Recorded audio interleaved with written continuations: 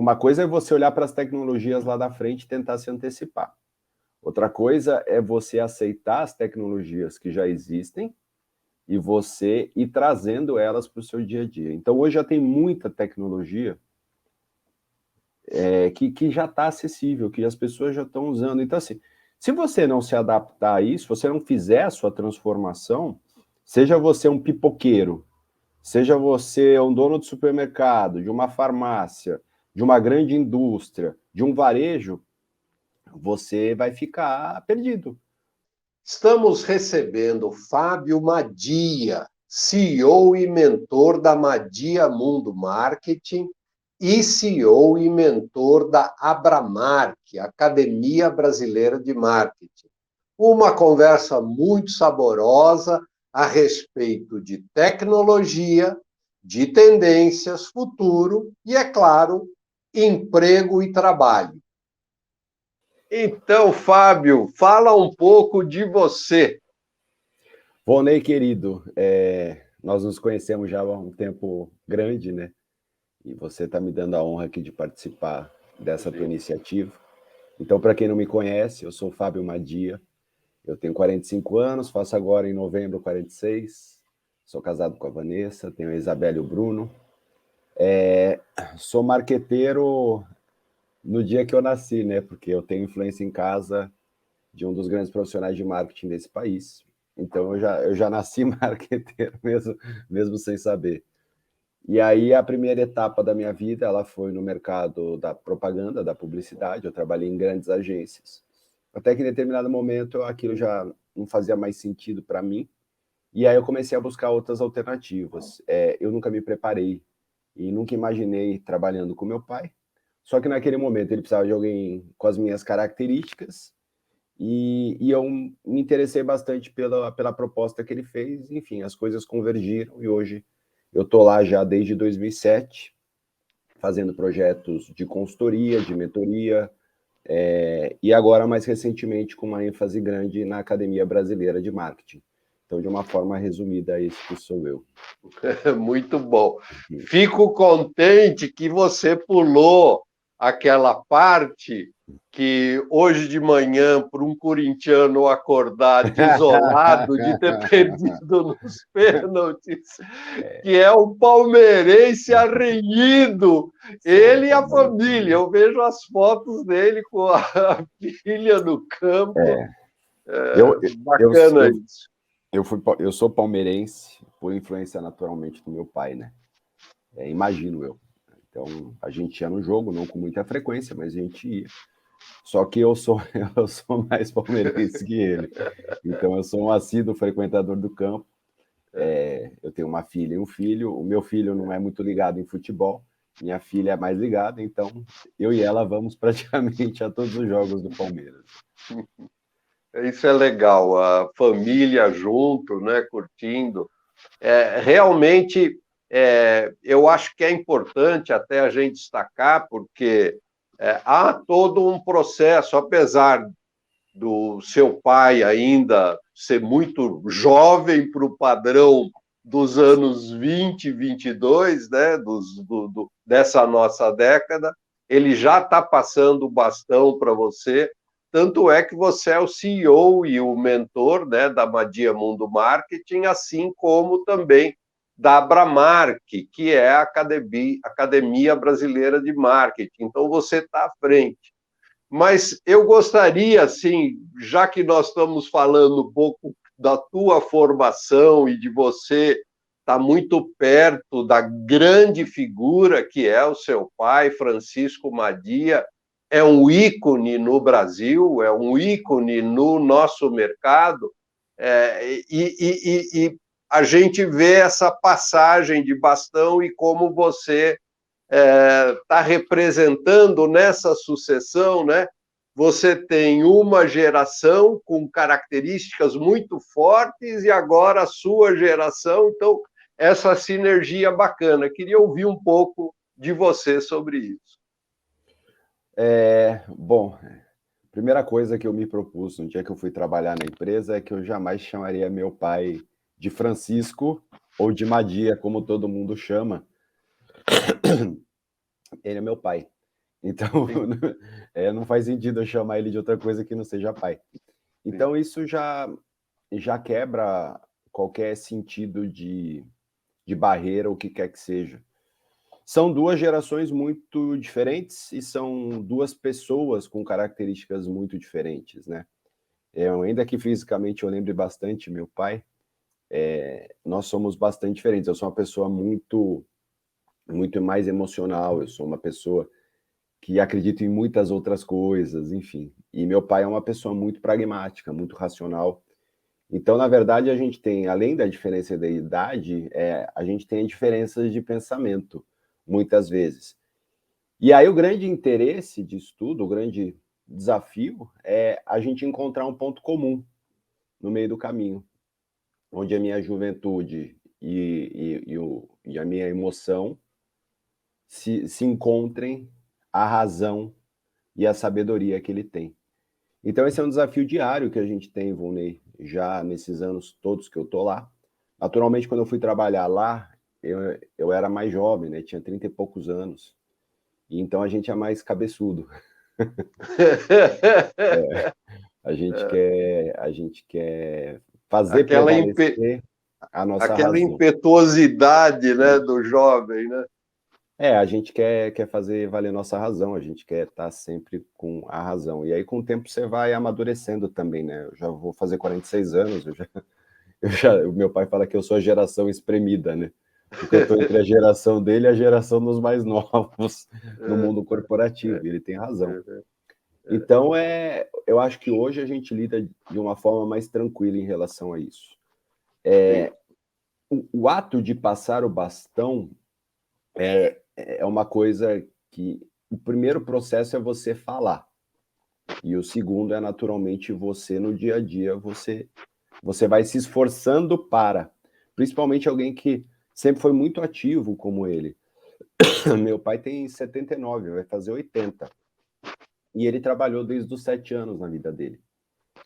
E uma parcela muito grande desses anos todos que ele trabalhou, ele foi empresário, ele foi empreendedor. Então, o ato de passar o bastão não é tão simples assim para não ele. é. Então, é um processo meu diário de ir provocando essa passagem de bastão, principalmente que é o que eu falo para ele, né? Você tem uma cabeça privilegiada, então siga utilizando essa cabeça e vai tirando, no possível, o lado mais operacional da história, o lado mais de execução da história. E deixa que a gente vai tocando essas coisas. Então, isso acontece hoje no Madia Mundo Marketing, que é a nossa consultoria e mentoria, e acontece muito mais na Abramark, porque a Abramark hoje já é um filho muito mais meu do que dele. Eu já estou conseguindo estruturar ela como eu acredito que ela deva ser um dia. E então, hoje, aos pouquinhos, ela já vai tendo muito mais a minha cara do que a cara dele. E eu acho incrível, porque tem uma parte dele muito bonita disso, que é o desapego, né? É Sim, você dar espaço. Então, é um aprendizado, Rony. É um aprendizado para todos nós. Mas, se há respeito, se há carinho, se há amor, tudo fica mais simples. Não obstante ele ser meu pai, ser uma empresa familiar. Poderia ser uma outra empresa com duas pessoas que não têm nenhum vínculo familiar, mas que tenham respeito, tenham admiração entre si, tem o sim, amor lá no fundo entre eles. sim, E aí esse sim. processo acontece. Eu acho muito difícil esse processo acontecer quando o que prevalece é a disputa, é o poder, eventualmente as raivas, as brigas. Aí é um processo muito conflituoso. E ele não vai Uhum. acontecer de forma harmoniosa e, naturalmente, isso desce para todo o corpo da empresa, né? A empresa acaba vivendo esse conflito direto ou indiretamente. As áreas acabam, ou as pessoas acabam adotando um candidato, se é de esquerda ou se é de direita, É e verdade, não é deixa de ser um verdade. pouco que a gente vê aí na sociedade, né? Mas É, é isso, eu acho que é um privilégio, né? Eu acho que isso é um privilégio mais um dos privilégios que eu tive nessa vida e que eu tenho nessa vida, um deles é esse, é aprender nesse legal, sentido. legal. O que eu vejo nessa simbiose, nessa sinergia, é que você também traz uma faceta muito ligada a entender as tendências, a entender a tecnologia, a entender as transformações. Não que o seu pai não esteja atento a isso, mas você vai lá no detalhe, você vai lá nos meandros, você tem facilidade até por Sim. ser basicamente um nativo digital, né? Então você vai lá, você navega bem. Então você traz isso e para quem não sabe, para quem não leu ainda as obras, né? O Francisco Madia tem aí dezenas de livros e Mais de 40. muitos casos, né? Como? Mais de 40. Mais de 40. E casos e mais casos, histórias e mais histórias, quer dizer, está lá a essência do que tem acontecido no país, do que tem acontecido na área de marketing. Então, eu acho que dá uma composição muito legal. Mas eu queria ouvir você mais dessa sua faceta da tecnologia, do futuro, né? De olhar, de estar com. Só consegue o David Bowie, que fala alguma coisa assim, só consegue se preparar para o futuro quem consegue ouvi-lo. E você é um cara que está sempre ouvindo o futuro.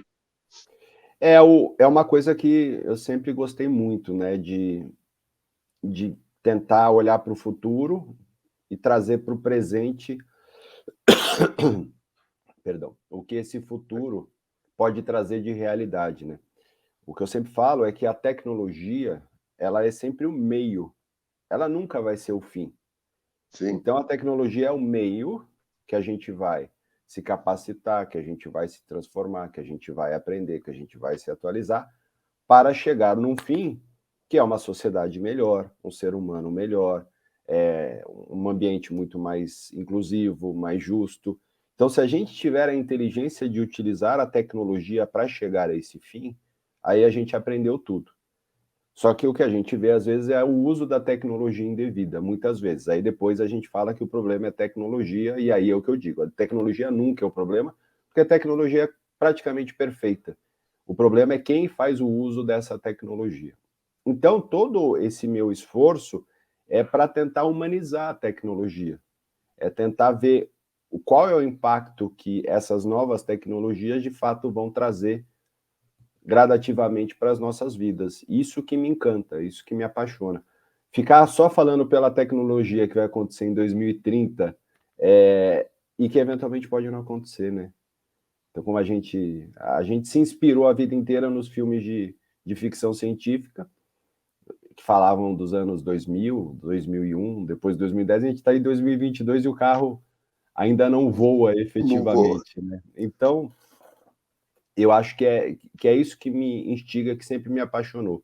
Então, quando eu saí do ambiente de agência, onde a gente já de alguma forma vivia muito isso, porque a gente tinha que trazer um pouco dessa inovação no nosso dia a dia para os nossos clientes, e eu fui para a consultoria, aí eu não só ganhei mais espaço para mergulhar nisso, como eu ganhei um incentivo, né, a provocação.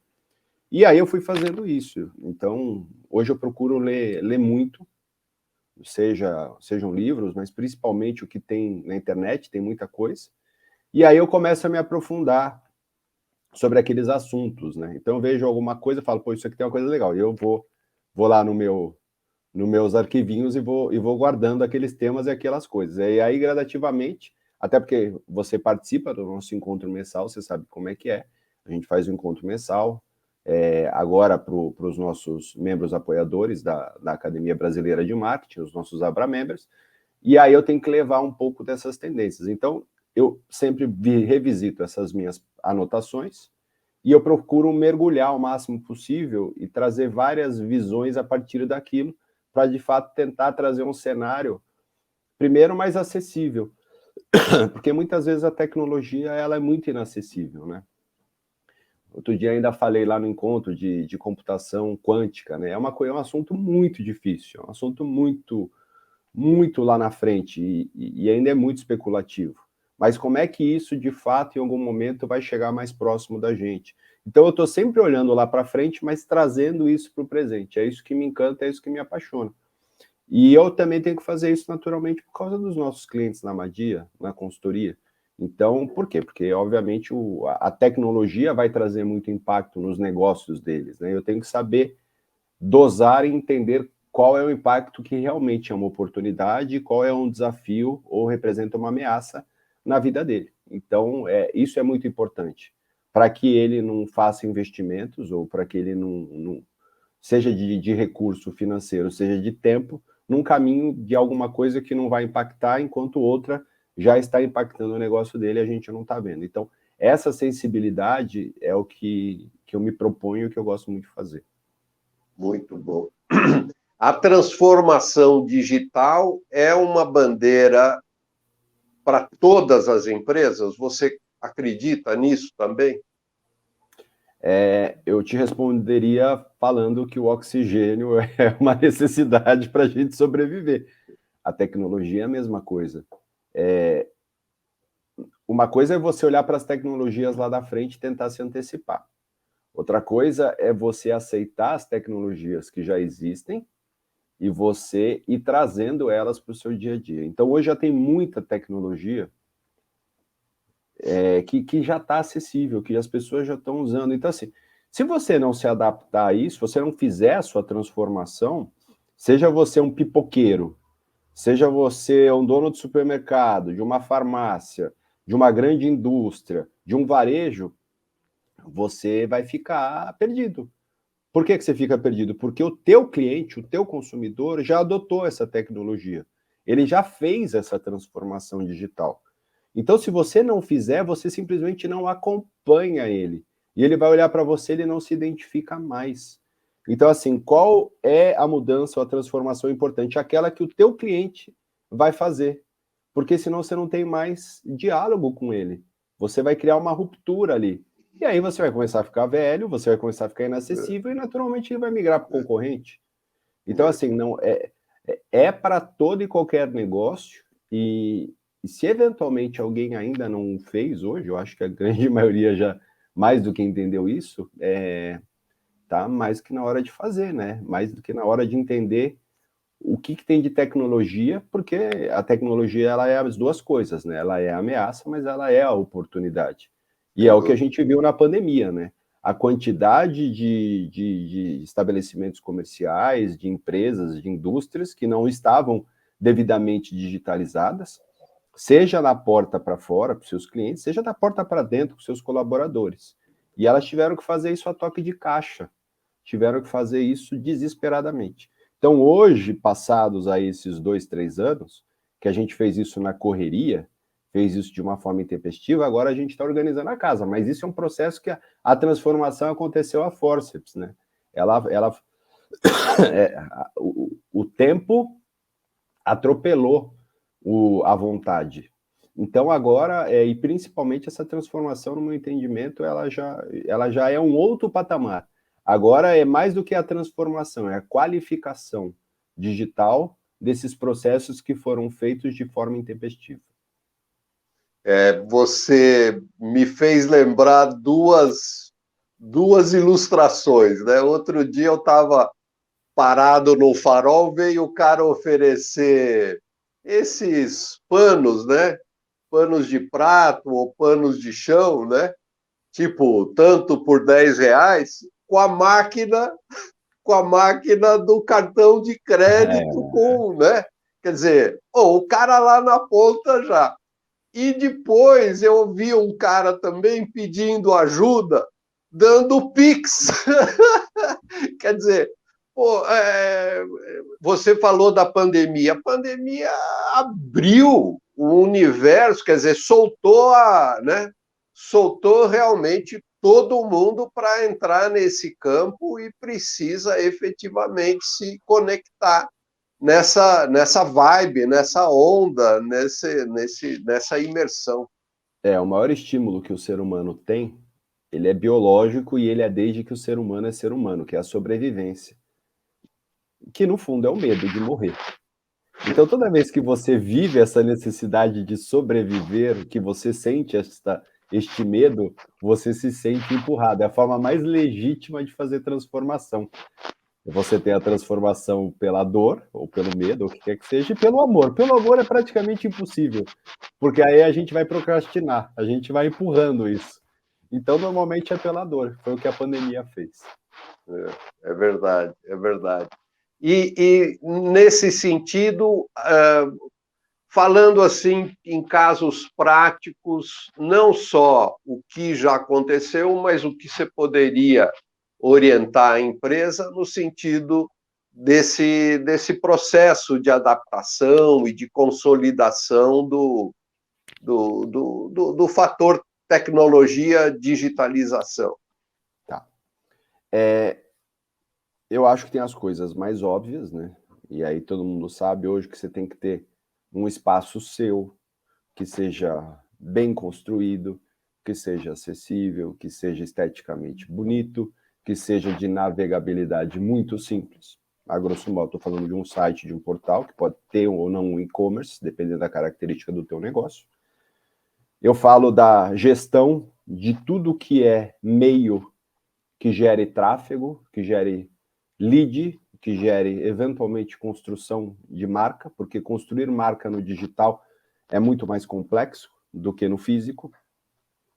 E aí eu estou falando de redes sociais, eu estou falando de publicidade, eu estou falando de links patrocinados, eu estou falando de conteúdo, estou falando de todo este processo que vai gerar um lead, que vai gerar uma experiência, que vai gerar uma expectativa para que ele queira te conhecer um pouco melhor. Então, esse é um processo que todo mundo já sabe. Eu acho que o desafio agora é a qualificação dessa história. Porque eu acho que tem uma coisa que precede, Volney, que eu ainda vejo que é muito mal...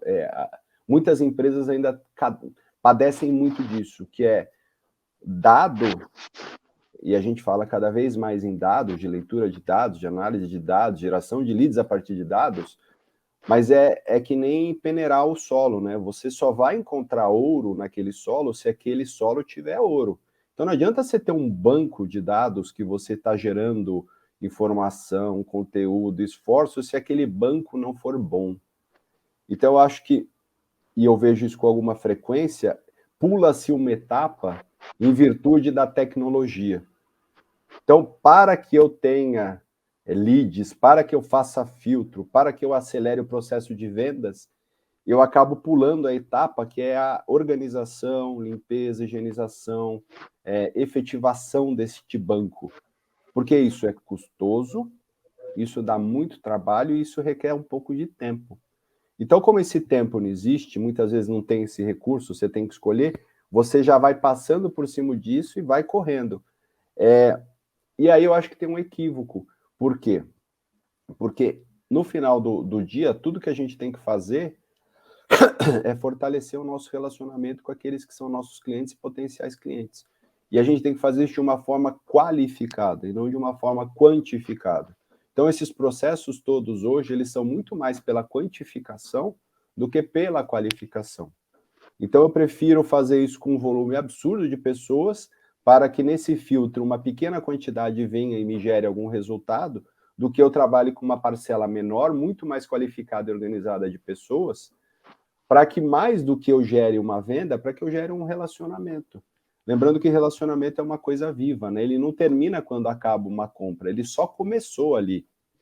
Na verdade, o que você vai fazer no dia seguinte, no dia depois? Que não seja só ficar empurrando mais oferta para essa pessoa, que é o que esses canais, eles fazem hoje, né? Que é que esse mercado faz hoje.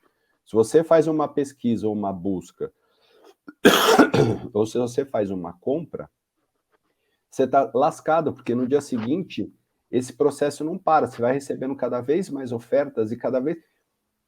E um relacionamento não é assim, entre pessoas não é assim. Você está fazendo um uso da tecnologia de uma forma equivocada.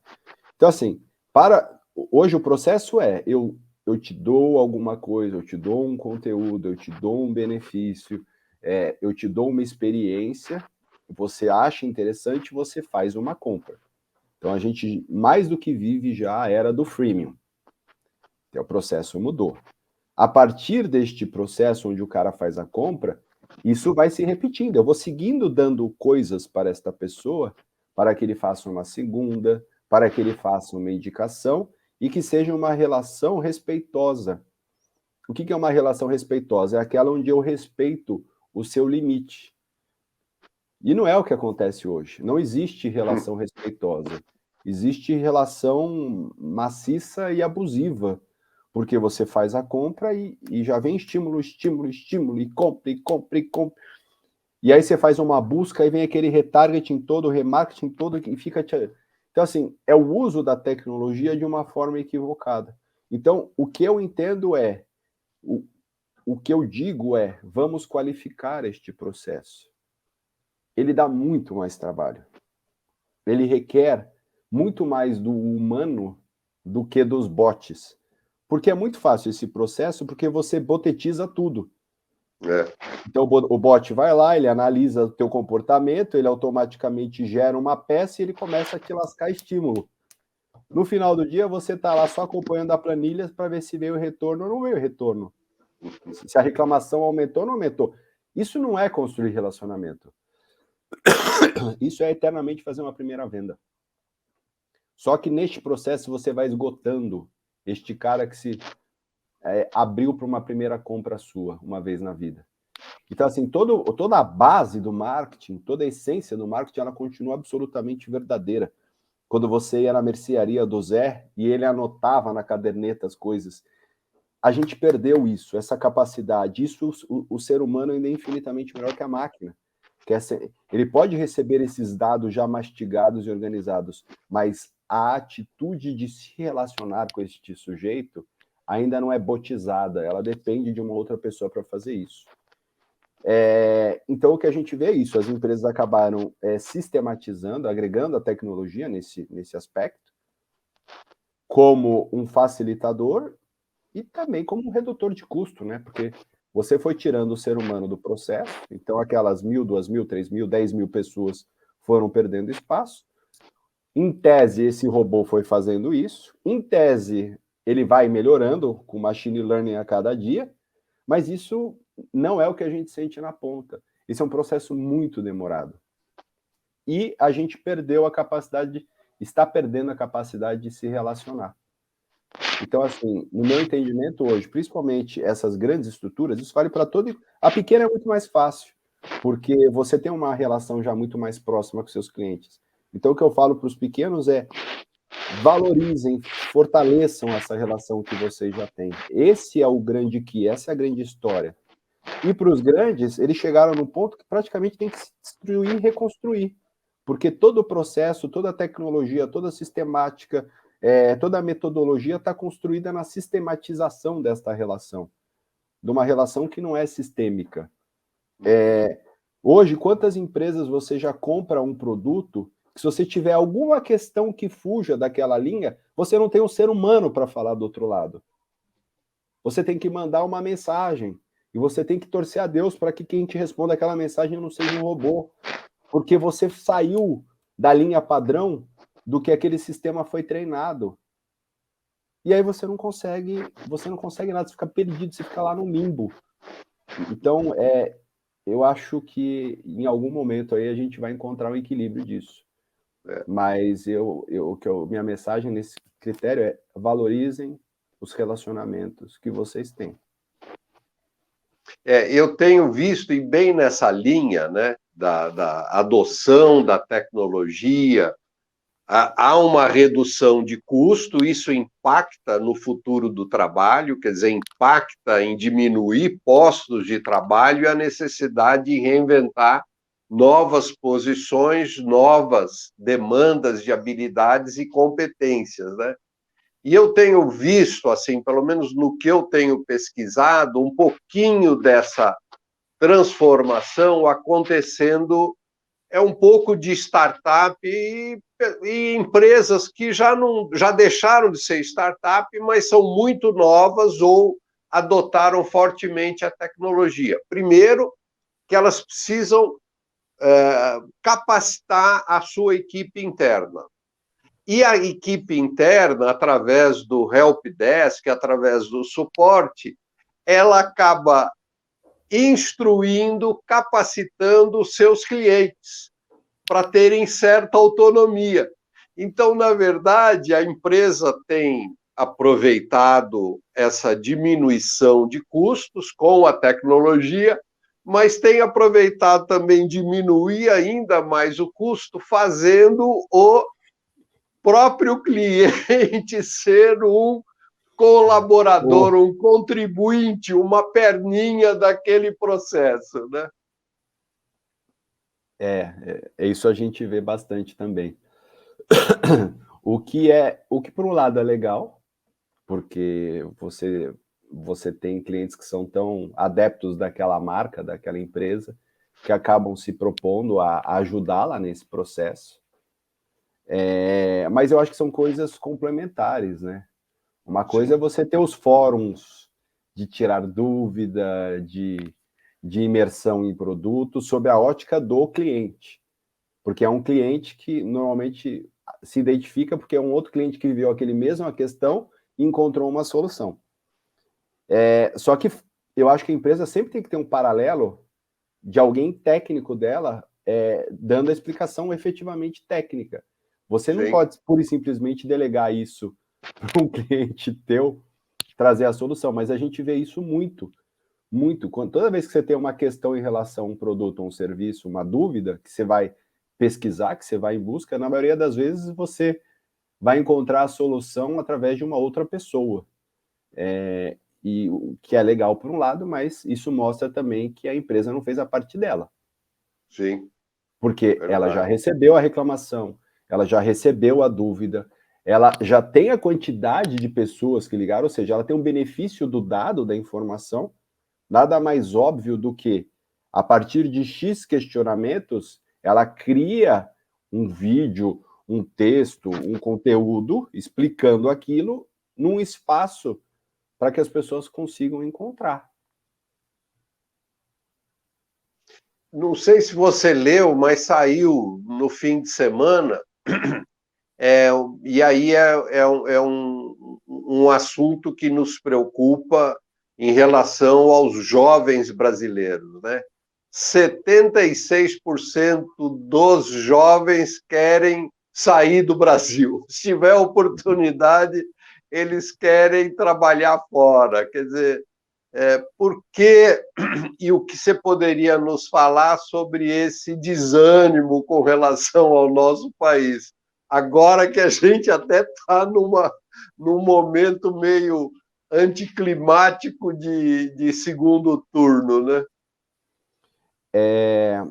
Eu acho porque, de alguma forma, Rony, a gente não...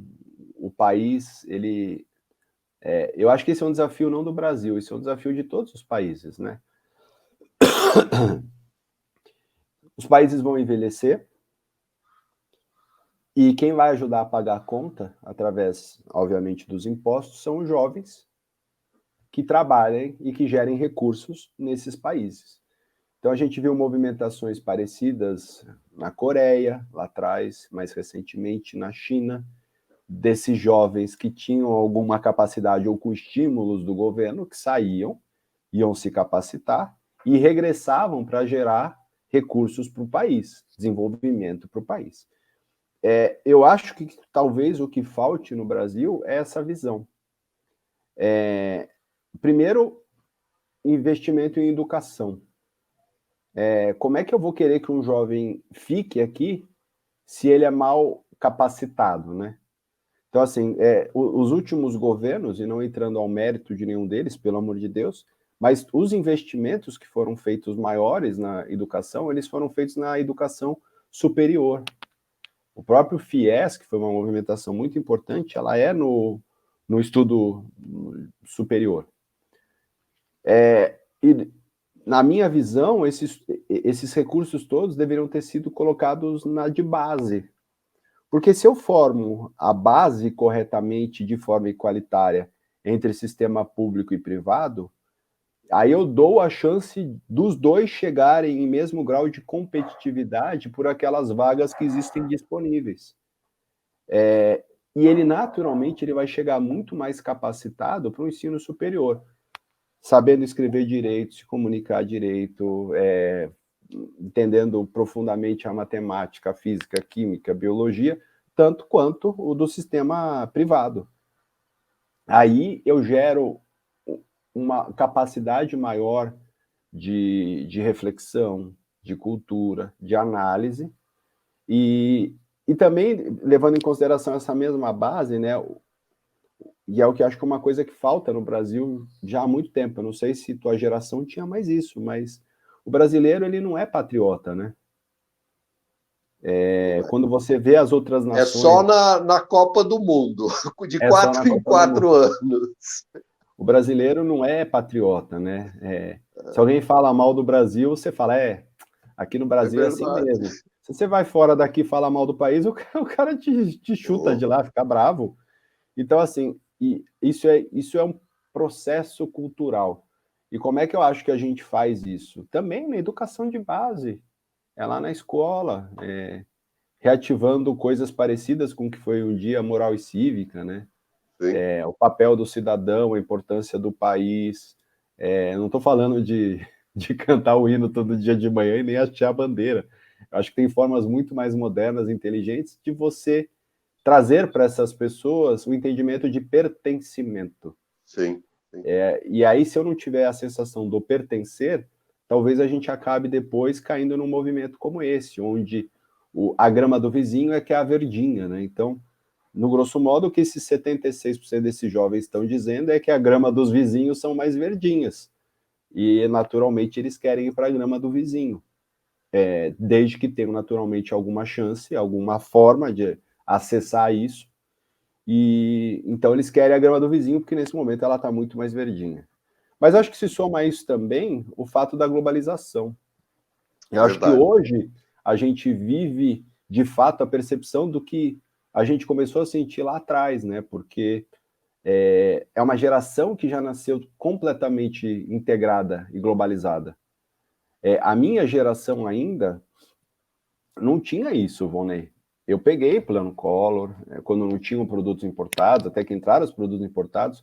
Eu lembro a primeira vez que eu consegui pegar com uma anteninha o sinal da ESPN, que passava em inglês ainda em casa, eu fiquei feliz da vida, até que vieram, de fato, os canais, ou seja, eu já não era, isso já foi bastante depois do dia que eu nasci, né? Se a gente levar pelo preceito de que tecnologia é tudo aquilo que aparece depois dos nossos 7 anos de vida, tudo que surge antes dos 7 anos é oxigênio. Para a gente é que nem abajur, é que nem lápis, é que nem caneta. Então, para mim foi uma transformação, mas para eles a globalização já nasceu dentro deles, né? Já.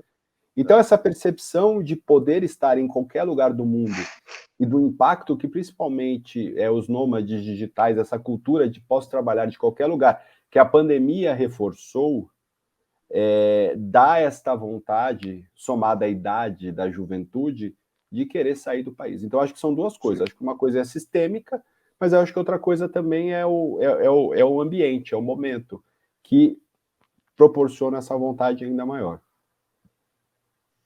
Quando a gente fala em ensino superior, a gente reconhece que ainda, quer dizer, apesar de toda essa ênfase, toda essa preocupação, a gente sabe que, do jeito que ele não vai resolver as demandas do futuro.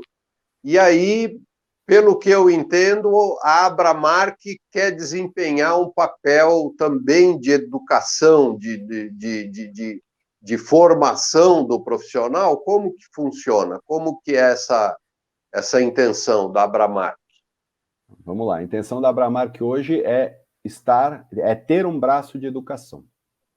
E a gente tem algumas formas de caminhar, a gente ainda não decidiu como é que a gente vai caminhar efetivamente com esse braço de educação, mas principalmente qual é o nosso objetivo? Posto que eu tenho, dentre os integrantes da academia, mentes muito privilegiadas, de eu criar meios de dar vazão para esse conhecimento, especialmente para os jovens, para os estudantes, para os micro e pequenos empresários desse país. Sim, Então, provavelmente isso vai ser gerado através de cursos livres, em princípio. Não acredito que sejam cursos de formação, mas acho que são cursos livres de curta, média e longa duração, sempre buscando valores acessíveis, para que a gente consiga levar esse conhecimento privilegiado que a gente tem em marketing para as pessoas que buscam e que entendem a importância do marketing, né? Porque qual é a base do marketing para a academia? O marketing para a academia é muito mais do que uma metodologia, é muito mais do que um departamento. É uma visão de negócio, é uma forma de gerir negócios a partir da essência do marketing, que é sempre privilegiar o cliente e voltar para a empresa e não da empresa para o cliente, que é o que a gente, como somos druckerianos, é o que Peter Drucker nos ensinou em 1954, que o papel único e restrito de qualquer negócio é fazer este processo, é construir a empresa sempre de fora para dentro e não de dentro para fora. Então, no nosso entendimento, marketing é a essência de todo e qualquer negócio, desde que você entenda isso. Todo o restante é decorrência disso. Então, muito eu acho bom. Que a Abramark é nesse sentido que ela vai caminhar. É fortalecer jovens, pequenos, micro, pequenos e médios empresários e empresas a ter uma competitividade maior no mercado, porque dominam melhor o marketing. Uma coisa onde eu tive participação como instrutor, como professor, né, são cursos de formação, principalmente de gestores de marketing. Eu sei que o leque era mais amplo, não ficava só no gestor. Eu sei de empresários que também fizeram formação na Madia Marketing School, que a gente tinha contato. O cara tinha passado 4 anos na universidade, o cara tinha saído com diploma, mas tinha buracos, tinha carências, tinha vácuos, tinha vazios que precisavam ser trabalhados, precisavam ser preenchidos. Então, eu ainda sinto que essa é uma demanda, que existe essa... E eu reconheço, de um lado, eu participei, né, que a Madia, esse Madia Mundo Marketing, com a Madia Marketing School, acabou contribuindo, acabou trazendo uma contribuição muito importante para as empresas. O que eu te digo ano que vem, se tudo correr bem, Madia Marketing School estará de volta. E a Abramark é uma propriedade da Madia. Só que elas são 2 unidades totalmente distintas, né? Sim. E eu vou ter esses 2 braços de educação. Eu vou ter o braço da Abramark, cujos os mentores, os professores, os educadores vão ser esses membros, onde eu vou buscar uma forma de dar vazão para esse conhecimento. E aqui na Madia Marketing School, aí a gente vai seguir aquele modelo que a gente teve lá atrás, que a gente capacitou mais de 5.000 profissionais e empresários em marketing, onde a gente vai dar vazão para um outro lado, que é o que o da Madia Marketing School sempre teve, possivelmente com talvez 2 cursos mais amplos e específicos sobre a base do marketing. Então, elas não vão concorrer entre si, elas são 2 direcionamentos bastante distintos. Mas respondendo a isso vai seguir aqui no caminho da Marketing School. Uma coisa muito bacana que sempre foi enfatizado por vocês é que a postura da Madia Marketing School é uma postura independente, porque se você não tiver 100% de liberdade de definir, de elaborar o currículo, elaborar o conteúdo, saber como gerar abordagem, não ficar preso a alguém que lá em Brasília definiu uma diretriz que vai levar 5, 6 anos até chegar na sala de aula, para depois de 1 ano, 2 anos, gerar um impacto na vida do aluno, o mundo já mudou. Então, essa rapidez e essa liberdade é uma das qualidades, um dos pontos de destaque da Madia Marketing School mesmo. Esse é um cuidado que a gente sempre teve, né? A gente tomou, quando a gente fundou a Madia Marketing School lá atrás, a gente ia tomar essa primeira decisão, né? Que era se a gente seguiria os preceitos do MEC ou se a gente seria uma escola livre. A gente optou pela segunda opção. Nada contra o MEC, muito pelo contrário, eu acho que ele tem o papel dele, a importância dele, Claro. mas exatamente com a nossa finalidade, que era dar essa velocidade, ter essa flexibilidade de grade, de conteúdo, a gente foi pela escolha do ensino livre. E aqui a outra coisa que era uma condição fundamental era na seleção dos professores. A gente não queria pessoas que fossem pura e simplesmente acadêmicas, a gente queria pessoas que fossem trabalhar durante o dia e que no final do dia, depois de um dia de trabalho nas suas empresas, nos seus negócios, enfim, no mundo corporativo, fossem para uma sala de aula levar o conhecimento que ele tinha da prática, do dia a dia, e não só dos livros e da teoria. Então, esses cuidados a gente sempre teve na Madia Marketing School e eu acho que ela sempre foi muito feliz nesse sentido por causa disso. Porque, diferente do que este aluno que fez uma faculdade que vinha com os buracos, que provavelmente aprendeu na maior parte do tempo com professores, que tem um domínio muito grande da teoria, mas que não necessariamente viveram ela na prática, porque assim, a teoria é perfeita, mas a hora que você joga ela na prática, ela se adapta, né? Ela se acerta ali. Muitas coisas mudam, outras se flexibilizam, outras não fazem sentido. Então, é uma evolução da teoria, a hora que você joga ela na prática e ela cospe uma coisa completamente nova. Então, é isso que a gente sempre quis trazer nos nossos cursos na Madia Marketing School, e que no ano que vem, quando a gente voltar com a escola, é o que a gente vai seguir mantendo. Seguramente será a nossa linha. Que é um lado positivo da Madia Marketing School, não só a liberdade, né, de definir como, mas também de definir quem. Eu me lembro, eu vi os meus companheiros, os meus pares, né, todos grandes profissionais em suas áreas. Na minha área, não é que eu fui grande, é que eu era alto. Então alguém se confundiu e colocou o grande envolvente. Não seja humilde, meu amigo. Você É era as uma duas coisas. brincadeira. É Você uma era grande e brincadeira. era alto. Mas é realmente muito bacana essa estrutura, essa forma de definir as ocupações de avenidas de formação, de capacitação, porque efetivamente é uma carência do mercado, né? Você, que casos interessantes você tem? Eu sei que você sempre está contando casos, sempre está falando de tecnologia, alguma coisa que aconteceu nos Estados Unidos. Que caso mais recente você pode nos brindar como um tira-gosto aí, agora que a gente está chegando no final da nossa conversa? Eu não vou citar casos, né? Eu vou dizer que eu acho que é a grande próxima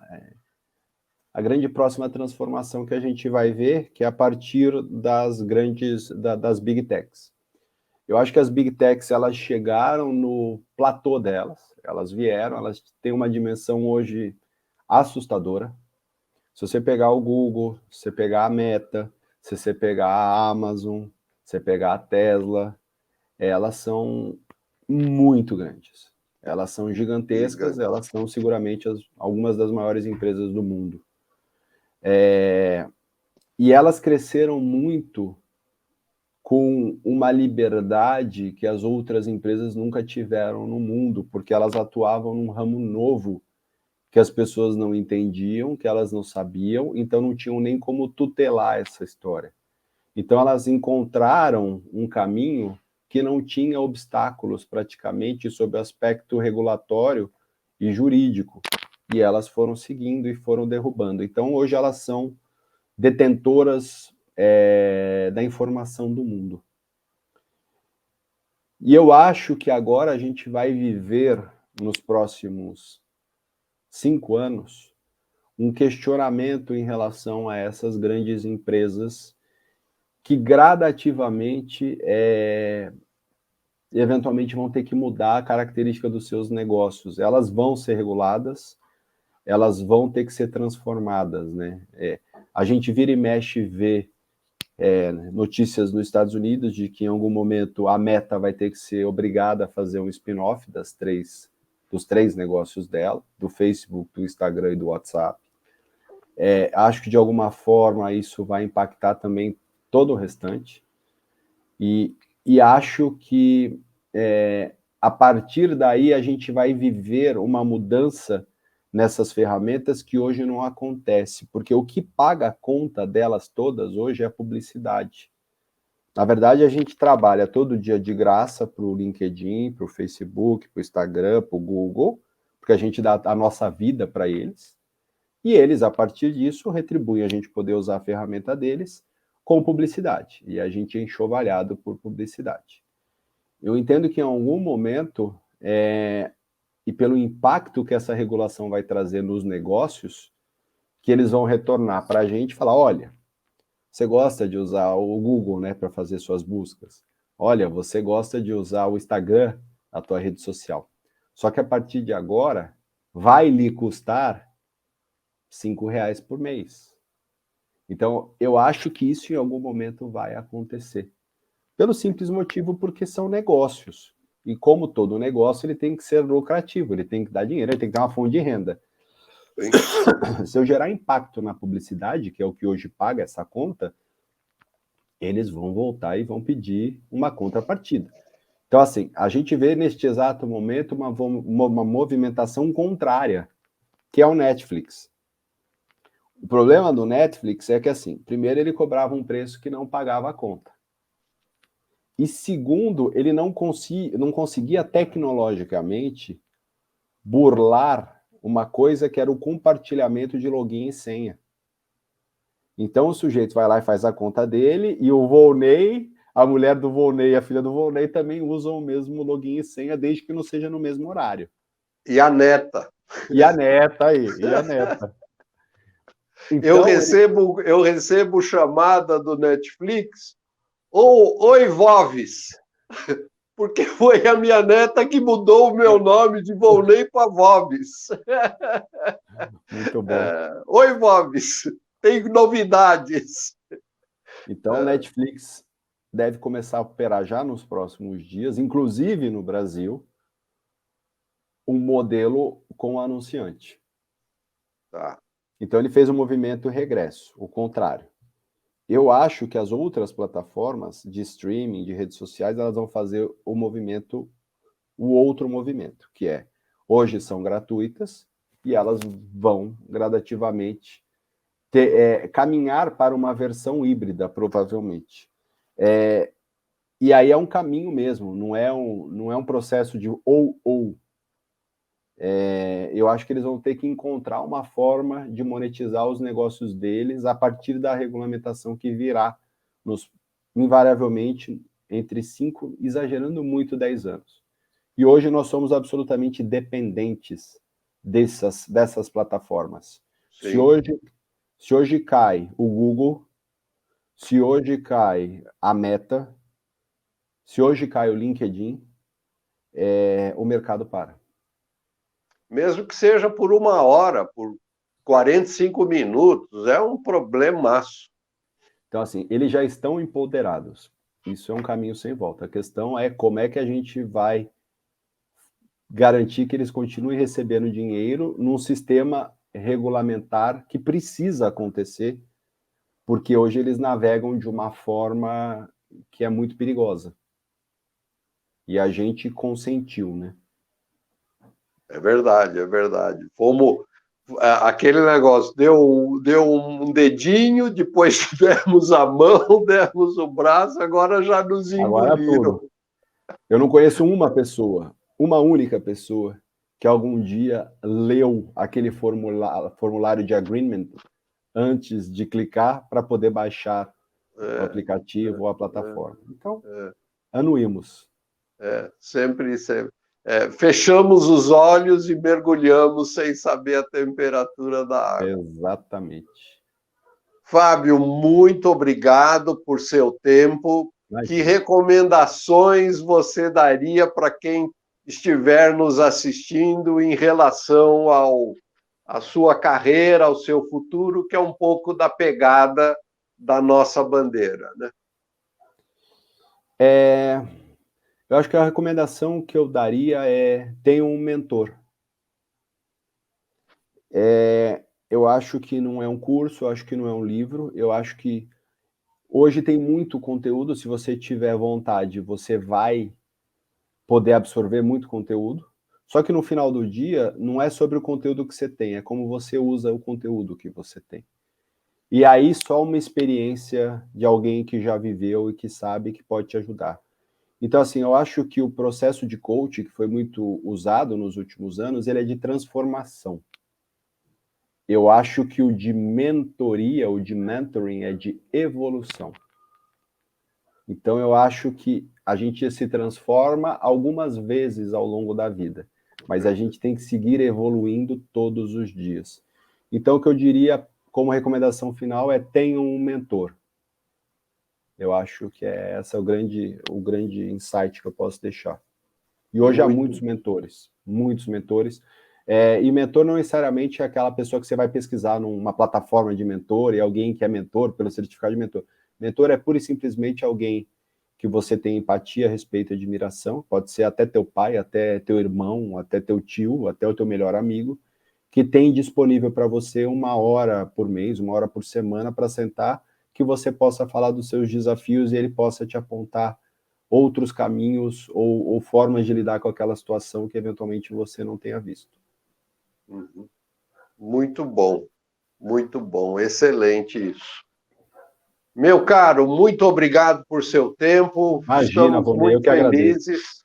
Estamos muito felizes por sua contribuição aí, o que você trouxe para a gente. Obrigado, Vonei, uma alegria participar sempre, estou à disposição sempre que você quiser. Opa. E é isso, eu agradeço de todo o meu coração esse teu convite, de você que é meu querido amigo. Deixo um beijo grande aí para você e para todos vocês, espero que gostem. Vonei tem meus contatos, é o que eu sempre falo, né? Eu acho que conhecimento... eu vou colocar algumas coisas da Abramark e da Madi aqui na descrição do vídeo, né? Então, sim, também para acessar. Né? Eu estou disponível em todas as redes sociais, muito fácil me achar, Fábio Madia. Se tiver alguma dúvida, se tiver alguma coisa que eu puder fazer por você, vai ser um prazer enorme. Excelente. Grande Fábio, muito obrigado por seu tempo e aproveitem toda essa nossa conversa aí. Legal. Tchau, gente.